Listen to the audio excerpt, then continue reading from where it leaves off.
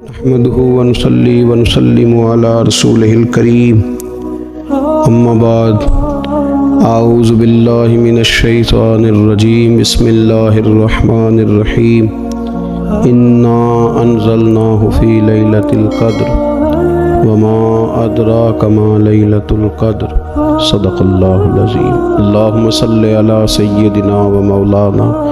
محمد معدن الجود والکرم وآلہ وصحبہ وبارک وسلم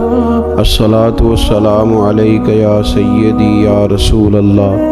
وعلا آلک واصحابک یا حبیب اللہ۔ حمد و صلاة کے بعد اللہ تعالیٰ نے قرآن مجید میں ارشاد فرمایا کہ انا انزلناہ فی لیلۃ القدر،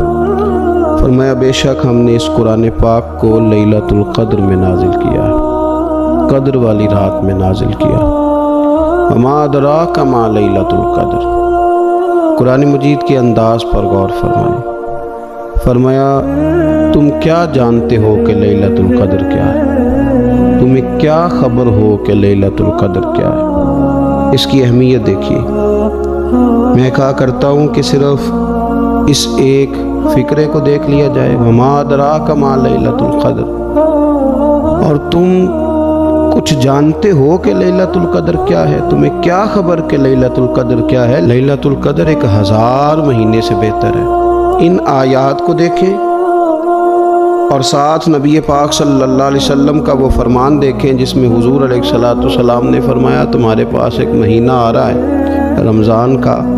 اس میں ایک رات ہے جو 1000 مہینے سے بہتر ہے، اور یہ لفظ کتنے جھنجھوڑنے والے ہیں۔ حضور علیہ السلام نے فرمایا جو اس رات محروم رہ گیا وہ ہر نیکی سے محروم رہ گیا، جو اس رات محروم رہا محروم ہی رہ گیا، اتنی بڑی بات۔ فرمایا تنزل الملائکۃ والروح، اس دن فرشتے اور روح القدس یعنی جبریل امین اترتے ہیں، فیہا اس رات میں بِإِذْنِ رَبِّهِمْ مِنْ كُلِّ امر، اپنے رب کے حکم سے ہر خیر کے کام کے لیے۔ سلام، یہ رات سلامتی والی ہے، ہی حتی مطلع الفجر، یہاں تک کہ فجر طلوع ہو جائے۔ سرے شام سے لے کر مغرب سے لے کر فجر تک یہ رات سلامتی والی۔ اس کو لیلۃ القدر اس لیے کہا جاتا ہے، ہمارے مفسرین فرماتے ہیں کہ اس دن قدر والی کتاب قرآن پاک قدر والے محبوب پہ نازل ہوئی اور قدر والی امت کی طرف بھیجی گئی۔ نبی پاک صلی اللہ تعالیٰ علیہ وسلم نے جب پرانی امتوں کی عمریں دیکھی، نہ کسی کی 1000 سال ہوئی، کسی کی اس سے زیادہ ہوئی، تو اللہ کے محبوب علیہ السلام کے دل مبارک میں یہ خیال آیا کہ میری امت کی عمریں تو بڑی تھوڑی ہوں گی، تو کیسے اتنی لمبی نیکیاں کر سکیں گے، تو اللہ تعالیٰ نے پھر لیلۃ القدر عطا فرمائی۔ گویا اس ایک رات میں جو آدمی نیکی کرے، 1000 دن نہیں۔ کتنا لوگوں کو شوق ہے کہ کوئی ایسا جیک لگے، یکدم میری ساری چیزیں بڑھ جائیں، اس پر بھی تو ذرا غور کریں نا۔ یہ ایک رات 1000 دن سے نہیں، 1000 مہینے سے افضل ہے۔ 1000 یکدم آپ کی نیکیوں کی عمر 1000 ماہ تک چلی جاتی، کتنی بڑی فضیلت کی بات ہے۔ میرے رسول کریم صلی اللہ تعالیٰ علیہ وآلہ وسلم خاص توجہ دلاتے، اس رات کے حوالے سے خاص توجہ دلاتے، اور یہ رات کب ہوتی ہے صحیح حدیث میں موجود ہے۔ نبی پاک صلی اللہ تعالیٰ علیہ وسلم نے فرمایا کہ اسے رمضان کے آخری عشرے میں تلاش کرو۔ گویا یہ جو 5 طاق راتیں ہیں نا، 21ویں 23ویں 25ویں 27ویں 29ویں، ان طاق راتوں میں اس رات کو تلاش کرو۔ اس رات اللہ کے فرشتے نازل ہوتے ہیں، آسمان دنیا پر زمین پر فرشتے اترتے ہیں، حضرت جبریل امین علیہ السلام انہیں لے کر کے آتے ہیں، اور فرشتے کیا کرتے ہیں کہ جو بندہ اس رات اللہ کی یاد میں موجود ہو، جو بندہ اللہ تبارک و تعالیٰ کے ذکر میں موجود ہو، جو بندہ اس دن اللہ تبارک و تعالیٰ کی بارگاہ میں کسی بھی طور پر حاضر ہو، فرشتے اس کے لیے دعائے مغفرت بھی کرتے ہیں اور رب کی بارگاہ میں التجائے رحمت بھی کرتے ہیں، اور ایک روایت میں ہمیں یوں بھی ملتا ہے کہ فرشتے اسے مصافحہ بھی کرتے ہیں، ہاتھ بھی ملاتے ہیں۔ دیکھیے نا کتنی سعادت مندی ہے کہ انسان عبادت کر رہا ہو اور فرشتے اس کی زیارت کو آئیں۔ ہمارے صوفیاء فرماتے ہیں تو پکا پروگرام بنا لے عبادت کا، فرشتے کئی بار تیری زیارت کو آیا کریں۔ اور پھر ایک اور بات یہاں بڑی قابل توجہ ہے کہ انسان جب محسوس کرتا ہے نا مجھے کچھ دیکھ رہا ہے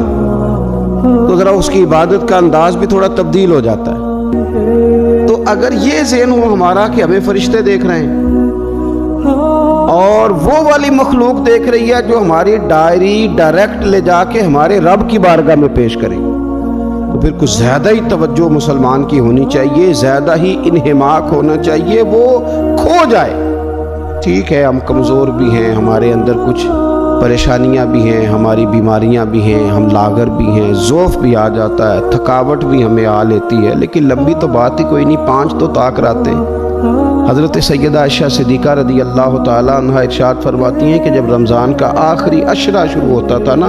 تو نبی پاک اپنی کمر کس لیتے تھے عبادت کے لیے، خود بھی رات کو اٹھتے تھے، ہمیں بھی جگاتے تھے۔ یہ کچھ سونے کے دن تو نہیں، یہ تو جاگنے کے دن ہیں۔ ساون کی کالی راتوں میں جب بوندا باندی ہوتی ہے وہ راتوں کو اٹھ اٹھ روتے ہیں جب خلقت ساری سوتی ہے، یہ رب کے بندوں کی شان ہے۔ اور ویسے بھی درویش کہتے ہیں کہ رات پوے تے بے درداں نو نیند پیاری آوے، درد منداں نو تے یاد سجن دی سوتیاں وی آن جگاوے۔ تو یہ وقت ہے خاص، اس خاص وقت اس بات کی طرف ضرور توجہ کرنی چاہیے۔ اور یہ جو کہا گیا نا کہ فرشتے نازل ہوتے ہیں بِإِذْنِ رَبِّهِمْ مِنْ كُلِّ امر، اللہ کے حکم سے آتے ہیں اور ہر کام کے لیے، ہر امر خیر کے لیے آتے ہیں۔ اس میں بھی ہمارے مفسرین نے لکھا ہے کہ وہ تمہارے لیے پورے سال کا فیصلہ کریں گے کہ تمہیں کیا دیا جائے گا، تم کیا حاصل کرو گے اللہ تبارک و تعالیٰ کی بارگاہ سے۔ تو اس کا معنی یہ ہوا کہ پھر تو یہ لینے کی رات ہے، ایسا نہ ہو کہ فرشتے آئے ہوں رب کی بارگاہ سے یہ پیغام کرم ہو کہ دینا ہے اور لینے والے سو رہے ہوں، وہ آرام میں ہو۔ تو یاد رکھیں خیرات اسی کے پیالے میں آتی ہے جس کا پیالہ سیدھا ہوتا ہے، اور اگر پیالہ ہی سیدھا نہ ہو تو خیرات پھر پیالے میں نہیں آیا کرتی۔ تو پھر اس کو جو کہا گیا نا کہ یہ سلامتی والی ہے، تو اس میں ایک اور بات بھی ہمارے پھر مفسرین نے لکھی ہے کہ اس رات شیطان تو ویسے ہی قید ہے، اس رات بندے کا نفس بھی نہیں اسے تنگ کرتا۔ یہ طاق راتیں اتنی حسین ہے کہ تھوڑی سی بندہ ہمت کرے تو اللہ عبادت کے لیے اس کے دل کو قرار عطا کر دیتا ہے، اسے سکون ملتا ہے، طبیعت ٹھنڈی ہو جاتی ہے اور وہ بڑے ذوق کے ساتھ اللہ کی عبادت کرتا ہے۔ خوب بیداری کا مظاہرہ کریں طاق راتوں میں نے رمضان سے پہلے مشورہ دیا تھا کپڑے وقت پہ خرید لو عید کے، اور وقت پہ سلا لو اور وقت پہ چیزیں لے لو۔ یہ جو خاص دن ہیں عبادت کے یہ لوگوں کے بازاروں میں گزر جاتے ہیں، یہ زیادہ تر وقت ہمارا خریداری میں اور شاپنگ میں اور ایسے مہمل کاموں میں صرف ہو جاتا ہے کہ جن کی وجہ سے یہ خاص چیزیں جو ہمیں میسر آنی تھی ان سے ہم کئی دفعہ رہ جاتے ہیں۔ تو اس رات کرنا کیا ہے، زیادہ سے زیادہ کھڑے ہو کے رب کی عبادت کریں، قرآن شریف کی تلاوت کریں، استغفار پڑھیں۔ سیدہ طیبہ طاہرہ حضرت عائشہ صدیقہ رضی اللہ تعالی عنہا نے عرض کی یا رسول اللہ اگر مجھے یہ رات مل جائے تو کیا پڑھوں؟ فرمایا عائشہ تم یہ دعا مانگنا، اللہم انکا عفو،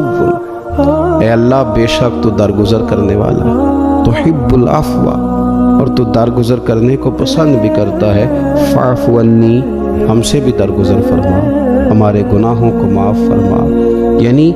اس رات اللہ سے درگزر کا سوال کریں۔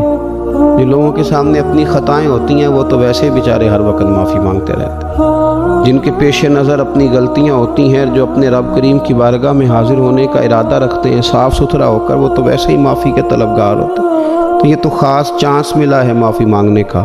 تو بالکل سستی کا مظاہرہ نہ کریں، بالخصوص وہ لوگ جو اعتکاف میں موجود ہیں۔ نیند تو کسی وقت بھی آ جاتی ہے، آپ دوپہر کو بھی ذرا چپ کر کے لائٹ آف کریں تو یہ آ ہی جاتی ہے۔ آپ سر شام بھی تھوڑا سا کھانا کھانے کے بعد اگر کمر سیدھی کرنے کو بھی لیٹ جائیں تو نیند تو پھر بھی آ ہی جاتی ہے۔ لیکن یہ سنہری قسم کے ایام ہیں، سختی نہیں، پابندی نہیں، فرض نہیں، لیکن اگر شوق کے ساتھ، ذوق کے ساتھ، توجہ کے ساتھ، میں ایک مثال دیا کرتا ہوں کہ یہ ہمارے پاس قیمتی دن ہے رمضان کے، ایک عمل کا ثواب 70 کے برابر ہے۔ تو جس طرح انسان کے پاس کوئی چیز تھوڑی دیر کے لیے آئے تو اس نے جانا ہو تو لوگ اس سے زیادہ فائدہ اٹھانے کی کوشش کرتے ہیں۔ دیہاتوں میں نا غریب گھروں میں استری نہیں ہوتی تھی، ہر گھر میں نہیں ہوتی تھی، تو کسی پڑوس سے استری لے کے آتے تھے تو بوڑھے لوگ یہ کہا کرتے تھے کہ زیادہ کپڑے استری کر لو، استری واپس کر دیں۔ جس چیز کو واپس کرنا ہو تھوڑی دیر کے لیے ہمارے پاس ہو، اس سے زیادہ لوگ نفع لینے کی کوشش کرتے ہیں، تو یہ تو تھوڑے دن باقی رہ گئے،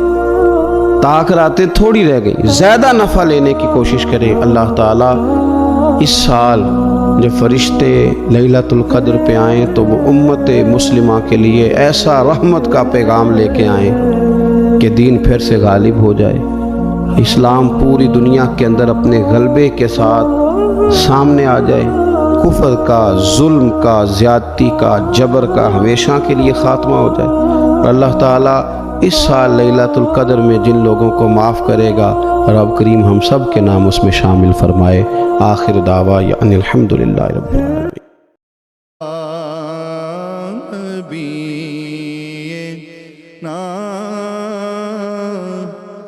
صلی علی محمد صلی علی کریمنا صلی علی محمد۔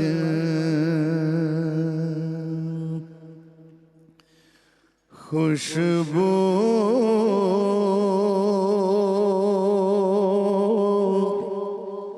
ہے دو عالم میں تیری،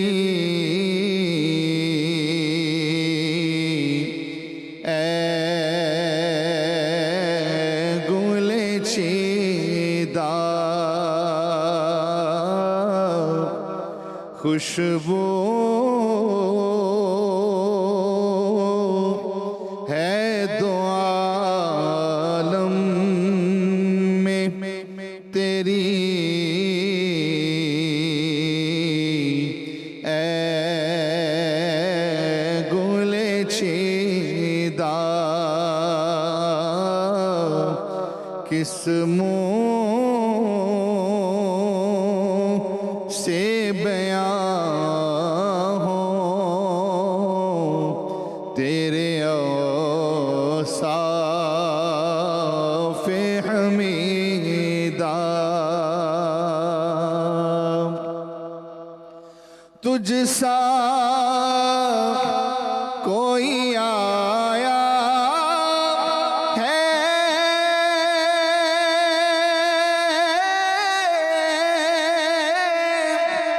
نہ آئے گا جہاں میں،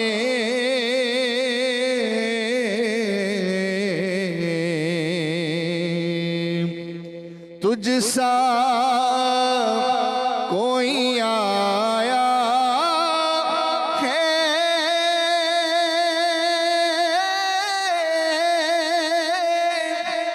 نہ آئے گا جہاں میں،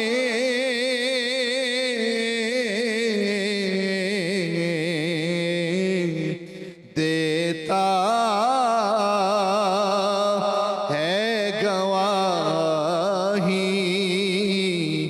یہی عالم کا جریدہ، دیتا ہے گواہی یہی عالم کا جریدہ۔ اور اے رحمت عالم تیری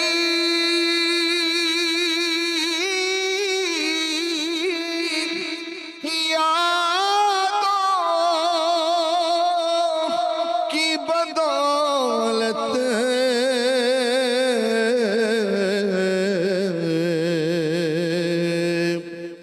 اے رحمت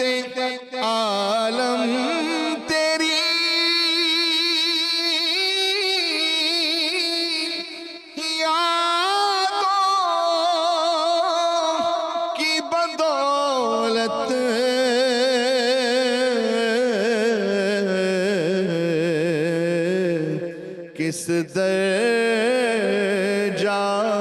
سکون میں ہے میرا قلب تپیدہ، کس درجہ سکون میں ہے میرا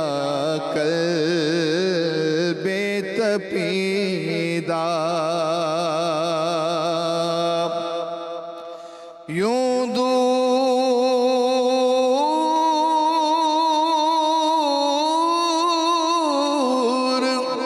ہوں طائب میں،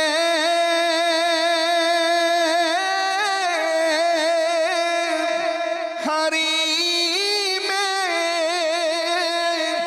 نبوی سے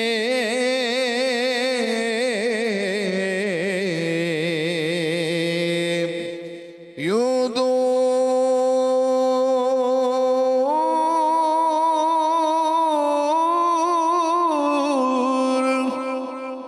ہوں طائب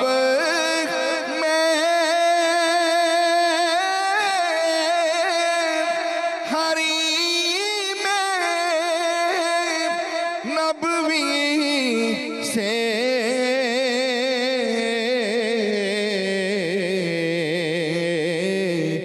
صحرا میں ہو جس طرح کوئی شاخ بریدہ، خوشبو ہے دو عالم میں تیری، اے گل چیدہ،